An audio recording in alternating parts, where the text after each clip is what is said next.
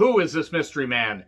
Oh boy, everything, the gear, the build-up, and the reveal turned out to be a giant popcorn fart. I'm John Renton with the retro review of WCW Nitro from December 18, 2000. And after the following thunder, I'm not going to be reviewing any WCW 2000 until very early next year when it's WCW 2001, because the next two Nitros and the thunder in between those are best of shows because they fall in the holidays. And great, I don't want to review that stuff and I'm not going to bother because while there's been some good stuff in 2000, as much as I've railed against this goddamn company since the reboot, there's been some good, but I'm not going to revisit that stuff, and I got a bunch of other projects to do. So anyway, Flair is talking to the fans saying the Starrcade was glorious. Flair, lying through his goddamn teeth, says if Buff wants to stick his nose in Goldberg's business, well, he'll have to face Goldberg tonight. And says that Scott Steiner is the flagship. He beat one of the greatest wrestlers alive in Sid. I love Sid. But again, Flair lying through his goddamn teeth. Sid had a great look, but that was it. And Scott Steiner's opponents will be named tonight. So, Sugar Shane Helms versus Shannon Moore contenders match because they both grabbed the contract to determine who would face Chavo Guerrero for the Cruiserweight Championship. So now they're having this match. It was good stuff. It has moments. Very innovative offense from both guys as they were young guys. And it's just a shame that WCW is so goddamn gutted and so lifeless at this point, especially creatively. Because these two guys really could have been stars. Had WCW been able to be reborn, essentially, they could have actually been, really, really good for the future of that company. But anyway, Vertebreaker, 1, 2, 3, and there you go. So Helms wins. But then Chavo attacks both of them and gets laid out with the Nightmare on Helm Street. That's a good name for a finisher. And then this would lead to Helms and Moore becoming co-Cruiserweight champions. That's a really bad idea. Never works. Never works no matter what company, no matter what championship you involve. Scott Steiner then comes out in leather pants, and with all those stage lights, he must have been fucking boiling. Also has red chainmail, dyed red with the blood of Medea's past cycles. If I have to picture this stuff, then so do all of you people, because I am weird like that. And he wants DDP as his next opponent. Says that DDP could even get a sex change. Scott Steiner didn't give a fuck. And then here's Flair to name his opponents. Basically, here's the format. Little confusing. But there's two matches, and the guys can't tell, they can't reveal that they're in the matches. So Scott Steiner can hunt people down if he wants, but they can't reveal if they're in the matches.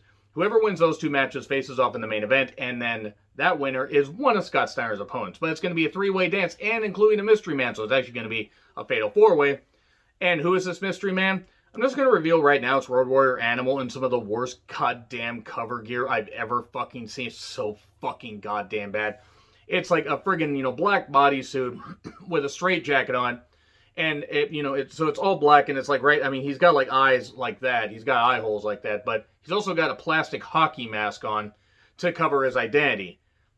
And it makes no goddamn, it's so totally out of left fucking field. It makes no sense why it would be Road Warrior Animal. He's just brought in to be the mystery man. It was so fucking weird. But anyway, Scott is bound, determined to just yell at everybody. Mean Gene's interviewing Totally Buff, and then Scott Steiner interrupts a promo, thank God, because Buff can't really talk, and Luger is even worse.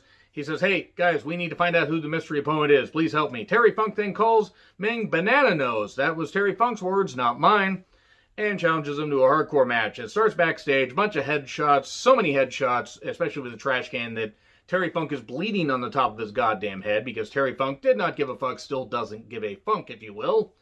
And he manages to get the victory because Crowbar runs down, to the ring once they're back in the ring and hits Ming with a wrench, and, that golden wrench he has, 1, 2, 3. And Crowbar says, I wasn't at my best. Funk, give me a rematch, please. I think they're going to get a rematch at Sin. So, yeah. That was something else. And Scott Steiner's yelling at Jeff Jarrett, and Jeff Jarrett's like, I'm not in the match. He totally is in the match for the SLI, or otherwise he's out. And then Vito is talking about family values, how he's going to get back at Reno and back at the Thrillers, and it wasn't a great promo, which is sad because Vito's actually been a bright spot in 2000. Then Mike Awesome and Crowbar, you need to find your edge, man. Edge Man, one of the worst superheroes ever. He just walks along the razor's edge. Anyway. So, we get a contenders match. Lance Storm with Major Guns versus Ray with Tigress. Great. I have to endure Major Guns and Tigress. It's like this show was specifically designed to annoy me. Now, up to this point, actually wasn't that bad. And this wasn't even that bad of a match. So, Slick Johnson, the referee, Mark Slick Johnson, he gets hit in the corner and is selling his leg, which I'm sure he actually got dinged up a little bit, but maybe he should remember to not be as entertaining and actually get the fuck out of the way and just be a ref. Action was good. We eventually get the Maple Leaf for the victory. So Lance Storm advances to the finals. Then next contenders match. Mike Awesome versus Jeff Jarrett. Jeff Jarrett was lying. He was totally lying.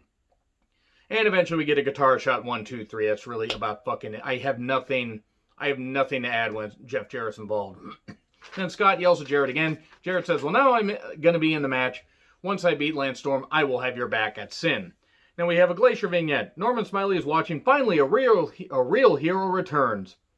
Glacier, just so odd that he returned. Mean Gene then interviews Shane Douglas. He pays for Chronic on live TV, not the only time. Flair then says, on the phone, just tell the mystery man when you bring him here, he will get his chance soon. Get a chance to reveal himself. Gross.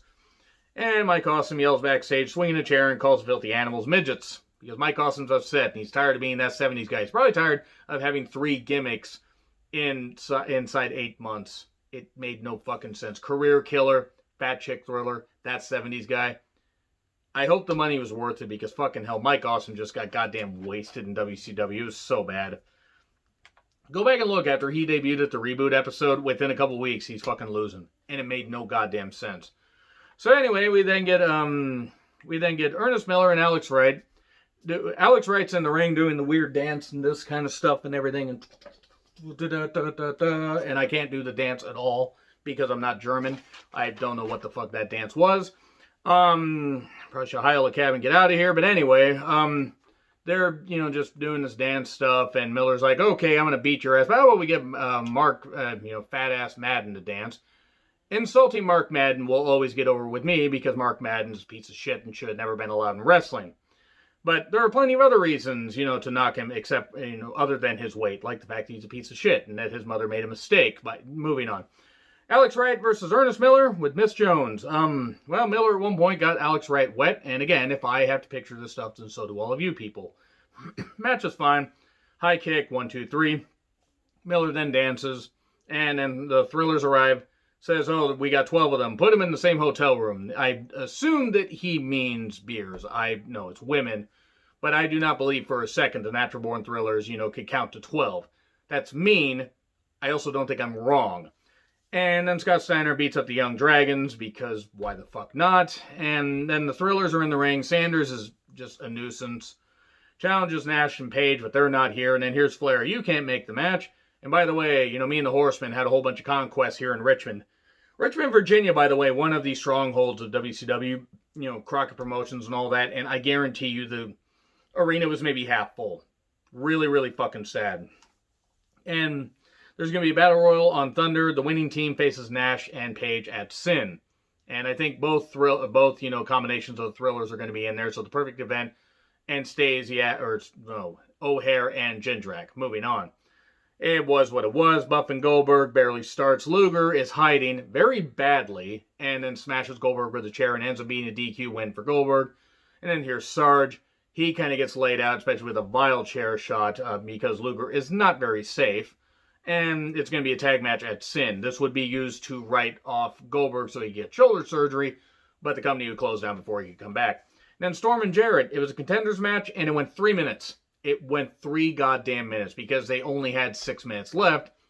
Jarrett wins, and then Scott Steiner comes down, says, Flair, I told you if you didn't reveal the mystery man, I was going to come after you. So he came out to say that and then went backstage. Instead of just getting a camera and being backstage and saving time, he then gets Jimmy Hart and is like dragging him with him, saying, tell me where Flair's locker room is. And it was literally like 20 feet to the goddamn, right. And then Jimmy runs away, and then he gets in Flair's locker room. Flair's not there, and then Flair's in the hallway and says, oh, you'll find out who it is. You'll find out, who it is. And then as he gets out of there, I'm going to crumple this up, by the way, even though the episode wasn't that bad. And the mystery man shows up, and it's the worst goddamn gear, and it's Animal, but he's starting to brawl with Steiner. The mask fucking flies off. Now, fortunately, he's only got the eye hole, stuff like that. But the Bree shot, you can totally fucking tell it's Animal. You can totally fucking tell. And it's so fucking bad. Anyway, that's about it. The episode truly wasn't that bad, but went off the rails so goddamn quick. And still was one of the more coherent episodes of Nitro that they had in 2000. Anyway, agree, disagree with what I said. Like, share, subscribe. Twitter handle in the description. I'm John Ritlin. I'll see you soon.